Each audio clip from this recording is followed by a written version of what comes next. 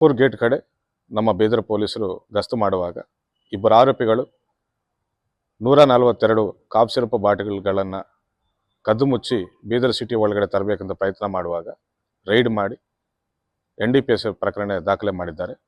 ಹೈದರಾಬಾದಿಂದ ಈ ರೀತಿ without any licence ಇಷ್ಟು ಕಾಫ್ ಸಿರಪ್ ಬಾಟಲ್ಗಳನ್ನು ತಂದು ಇಲ್ಲಿ ಸಿಟಿಗೆ ಸಪ್ಲೈ ಮಾಡಬೇಕಂತ ಪ್ರಯತ್ನ ಮಾಡ್ತಿರುವ ಇಬ್ಬರು ಆರೋಪಿಗಳನ್ನು ನಾವು ಹಿಡಿದು ನ್ಯಾಯಾಂಗ ಬಂಧನಕ್ಕೆ ಒಪ್ಪಿಸಿದ್ದೇವೆ.